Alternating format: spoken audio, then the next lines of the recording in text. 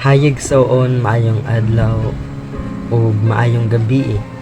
Another day and opportunity again nga mag-share ko sa imo karon og word of God. I know nga ang pulong niya naga-encourage sa matag usa sa ato kanunay sa ato ang daily life, no? Ang iyang reminder makatabang sa ato ang every steps moadto ta sa atong kanang mga trabaho. Kung basahon nato ang iyang pulong, nag-remind siya sa ato nga kinahanglan nga mag-ampo sa tanang higayon, and before we go, no, mag-pray and everything. Ang reminder sa Ginoo magatabang sa ato and maga-secure pa jud sa ato no, pinaagi sa iyang pulong para unsa dili ta ma-discourage sa ato ang daily life, no, para dili ta kanang ma-discourage sa ato ang tagsa-tagsa nga kinabuhi. That's why i-allow nato ang word niya para mag-correct sa ato kay sometimes ang word sa Ginoo, no, sakit kaayo palandungon or basahon kay gi-correcta niya, but kung atong i-apply kini sa atong heart, ang katunga kasab-anan nga pulong magapadasig sa ato And ang akong i-share sa inyo karon about ni siya sa human standard, and makita ni siya sa Proverbs or Panultihon chapter 18 verse 4. Ang isulti sa tawo usahay mahimong tinubdan sa kaalam, lalom kini daw dagat ug nag-agas daw sa pa. That's kanang human standard, no, kung unsa jud ang knowledge sa tao. And kini nga verses, kung atong kanang i-deeper ang pagsabot niini, ana siya lalom kini daw dagat ang kanang pagsulti sa tao, at because sometimes ang ginasulti nato sobra na, no, kumbaga makasulti tag dili maayo, then nag-agas siya daw sa pa. It means ginasobra nato ang atong mga ginasulti. In short, nakabuhat na tao kanang sala sa Ginoo.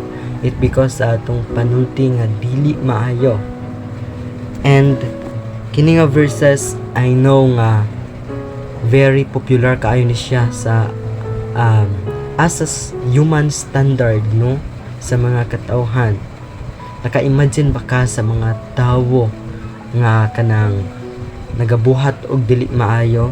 And kini ang ipasabot sa verses nga makita sa Proverbs chapter 18 verse 4, no, ang kanang mga tawo nga naga-deceived or nagalinlang, in short naga-scam, no. Naga-imagine baka sa imong kinabuhi nga ang tawong scam magsulti siya sa kamatuoran? Dili. Ang tawo nga scammer magabuhat o kanang mga matamis nga mga pulong, no, para makuha nila ang imong atensyon and para ma-influence kanila, then magahatag ka og unsa kanang kwarta. And mao ni ang ipasabot sa kini nga verses nga makita sa Proverbs chapter 18 verse 4 nga ang isulti sa tawo usahay mahimong tinubdan sa kaalam, lalom kini daw dagat. Imagine that, ang kanang pagsulti sa tawo usahay lalom kini daw dagat. In the long run sa iyang pagistorya, no, wala na kanang tama, no, ginasobra niya ang kanang mga details. And nag-agas kini daw sa pa, na mga pulong nga matamis nga makakuha og atensyon sa mga uban nga tao. And that is the kanang mga tawong dautan and scammer, no.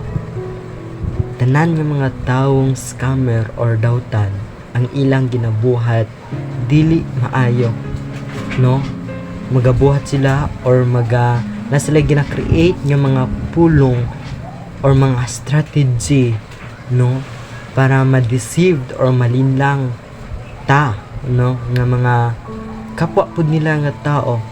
It because ang ilang attention or ang ilang purpose wala naka-align sa Ginoo. And that's the reminder nga dili nato itugot ang atong kanang kinabuhi nga ang atong pagsulti mo agas daw sa pa kanang sobra-sobra na ba, no?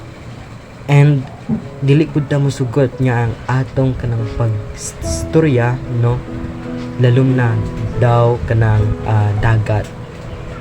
Dapat kanang specific and kanang good information, although dili nato mag-gain ang perfect nga pagistorya, but kanang ang value ba sa atong ginaistorya dapat always naka-align sa Ginoo. And that's the reminder, brothers and sisters.